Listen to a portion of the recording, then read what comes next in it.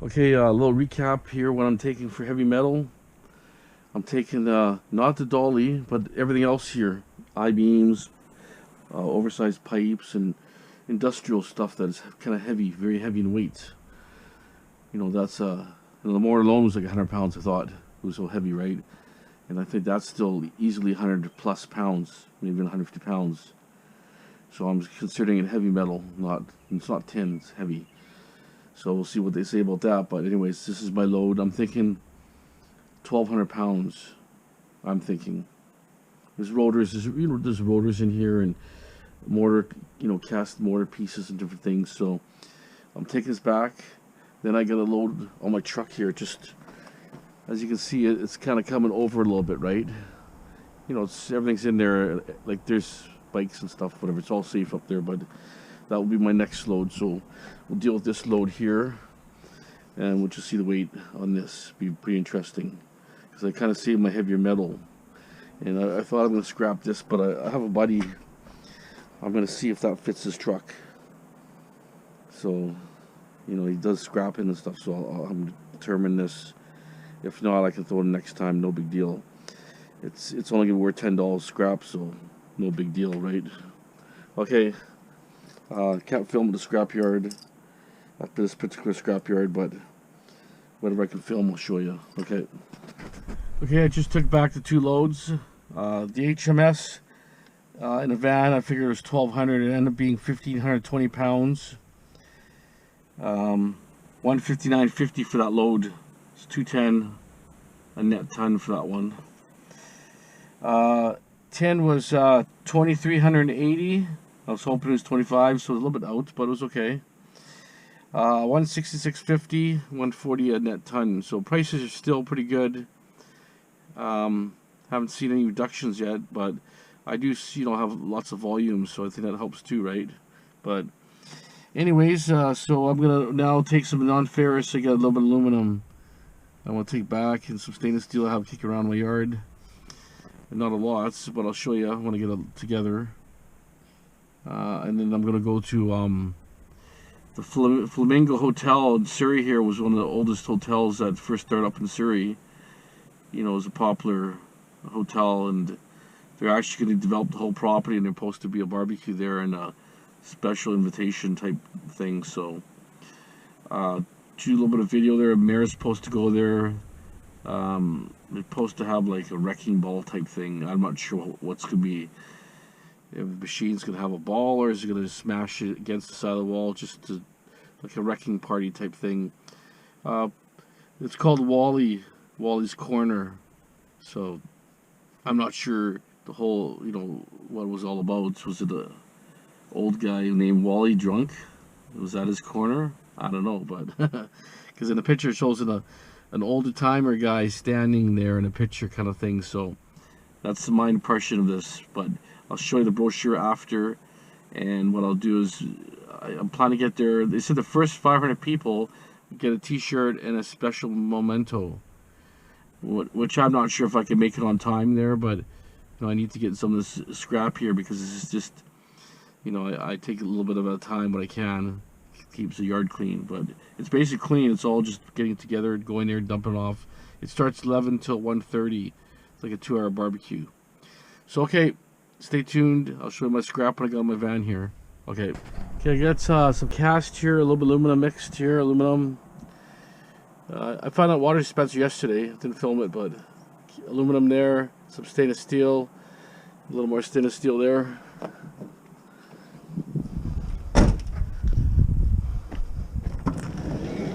Odds and ends junk. Okay, I'll dump that now. I'll let you know how the prices are. Okay, just came back from dumping that load. I'll tell you, it was so busy, and they're unbelievably busy. Just like non-stop. Nowhere to really park. I guess I can say, yeah, people need the money, right? Prices maybe are dropping. People are getting worried. I guess hard to say, but so far prices for me are pretty steady, so I'm happy with that. Metals are down in general, but anyways, I had cast aluminum clean, 27 pounds. That was like 46 cents a pound. Yeah.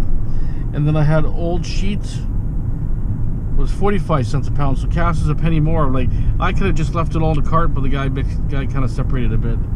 I wouldn't care about a penny either way. It doesn't matter to me. But the numbers are so low. You need, hundreds and hundreds of pounds. A few pennies will make a difference, but not for that kind of load. Batteries, 31 cents, or actually for stainless steel, well, 40 cents. Wow, that's really low. Huh. I can get 40 cents for stainless steel with screws in it, with the odd screw and stuff in there. There it has to be totally clean. Weird. So, it depends on which yard you go to, I guess, right? Long as no plastic, right? Plastic is the biggest deal for the Asian yard, but when it comes to odd screw, they don't care. That's not the big deal for them. It's just junk on there, and basically junk like plastic and different things on there creates pollution. So they were trying to avoid the pollution in their country now. So they don't mind metal because metal is recyclable 100%. So it works for them. Batteries, I had 14 pounds of batteries, 31 cents. Anyways, grand total $54.75 for that small amount there. So it's okay. Like I say, it's just not big money there, but like I say, overall the day was good. But aluminum still is nice because it's such a common metal, and it's worth a little more than tin.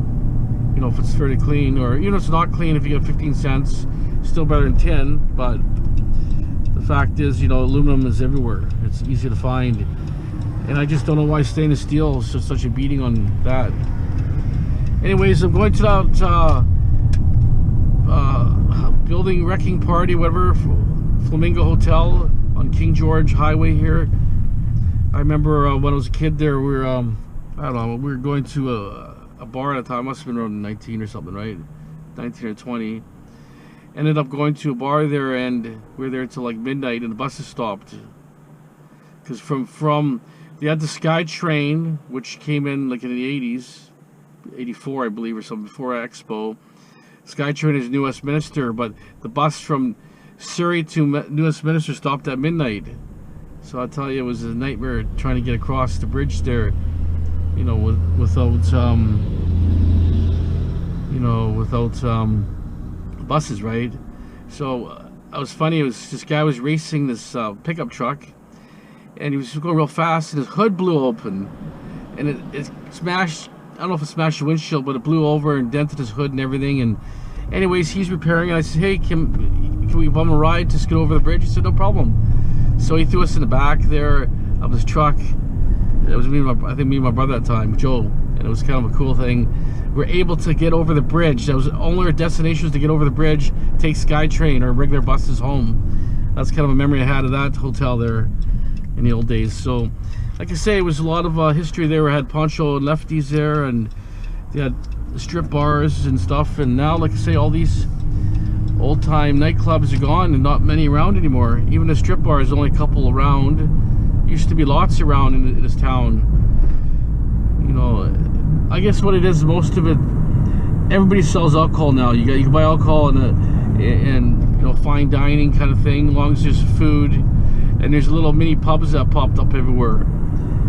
So I guess what it is, the nightclub scene is not there anymore. They had really good nightclubs years ago. Really good ones, but like nowadays, there's nothing really that I know of. There's probably a few out there downtown, but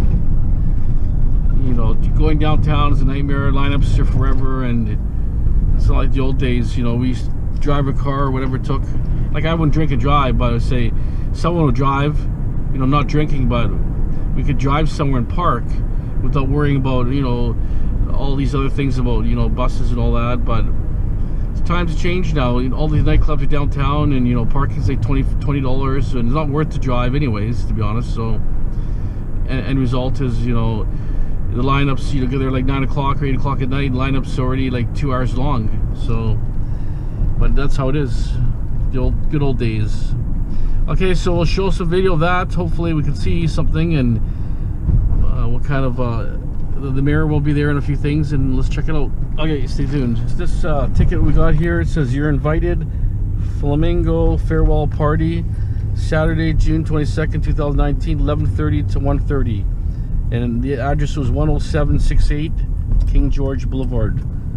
We are Wally. This is kind of what they're doing. It's going to be a big development. So I don't know. This shows an old-time guy with an old pump here. That's what I was saying. Is that the Wally, drunk Wally guy standing around there? It says historic district, so I'm not sure. It says Flamingo farewell party. You're invited to join us. Say goodbye to Wally's memorable Flamingo Hotel. We're hosting a barbecue along with great music and then a ceremonial bucket hits to the building.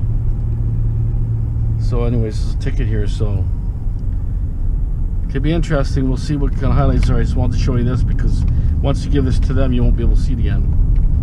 So I don't know who the Wally guy is or why it's called Wally, but this guy might have something to do to it. Okay. So I guess Wally was originally a corner gas station, the Wally's Corner Service Store.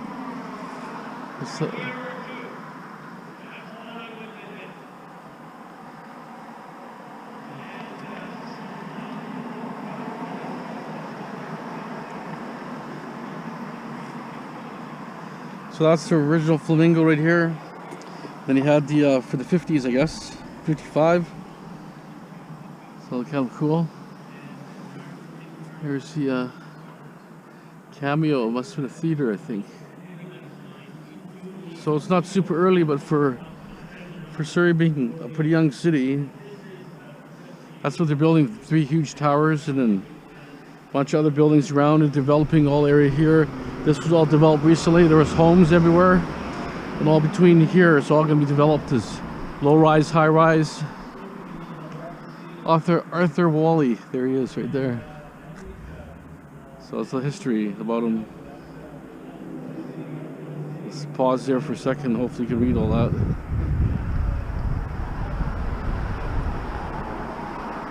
Okay. Another good shot of a gas station. Home gas. Pretty cool.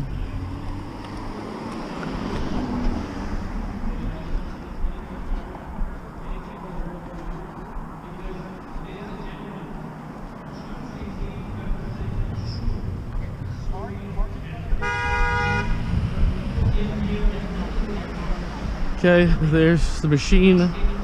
Supposed to crunch the roof of that building later.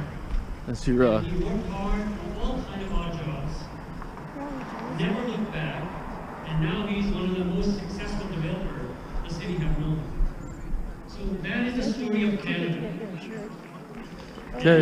And I just can't say enough about what Canada has done and our First Nations open arms, invited all of us, and now we are playing our part. Charles certainly is doing that, playing our part to make Canada even a better country than what we inherited from our parents. So thank you very much and keep up the good work. As most of you know, ends up in the World Championships just about every year, and all the kids that belong to that, tremendous actually finished all the asbestos removal in that building. They were there for weeks and weeks doing asbestos. The Roundup Cafe, I've been in a couple of times. I could go on and on about Wally. It really truly has a historic nature in Surrey. And I think this is the time really to look back and recognize it. We are changing. I thought when I came today I might do an ode to Wally and do a little poem, but because to me Wally is a symbol of what Surrey has been over the years. The communities in Surrey, and Wally's a good example, are very proud of their communities in Surrey. And many different cultures from around the world come and live in Wally. And they live together and develop a bond that they work together, and their kids play baseball at Wally League, or their kids are out enjoying the parks in Wally. And so Wally truly is a historic district for our city, but it's the people that make our community strong. And I don't think anywhere in Surrey that I've been over the years that there is a stronger bond with the people that live in communities than right here in Wally. So I congratulate you very, very much for that. As we look to the future, Wally is changing. Similar to yours. We're going to keep the historic nature of it, but we are changing in Wally, and we've changed over the years. The first major change was when Simon Fraser University decided to locate in Wally. And it was truly and still is a fantastic building. But it's also a symbol of Wally, where we want to work with our youth. We need to educate our youth. There's a new generation That was growing. in those days. It was a motor hotel, and it had the first drive-through to this ample parking area that you're in. So it was quite a fantastic building at that time. Unfortunately, things had changed, and it made the district a little bit different. But nonetheless, it's quite a building. So we're getting lined up. We're going to get McCallum on the excavator. We're going to make sure that he doesn't actually operate it, because I don't think our insurance would cover it. But they're heading over there, so we're going to make a little bit of room for them. And you can see the last of the old signs. Poncho and Lefties was right there on your left. The cold beer and wine store was right through that walkway to get through to the other end.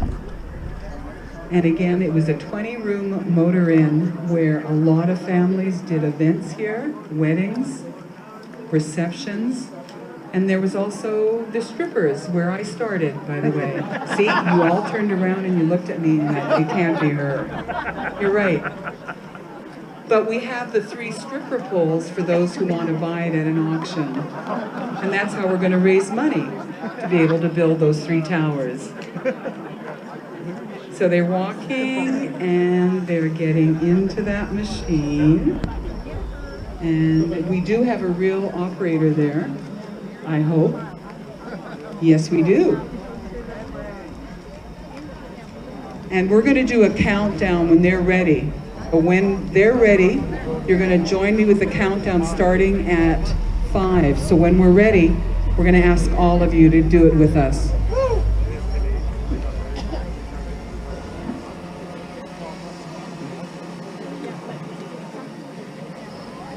So we're ready. Mr. Mayor, we're ready? 5, 4, 3, 2, 1. Drop the bucket.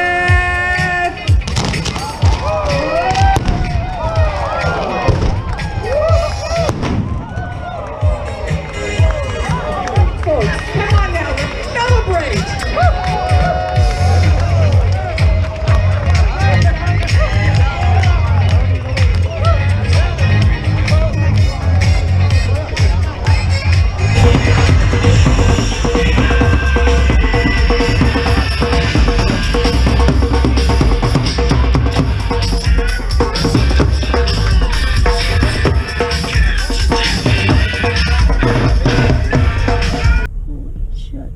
What's just happened there?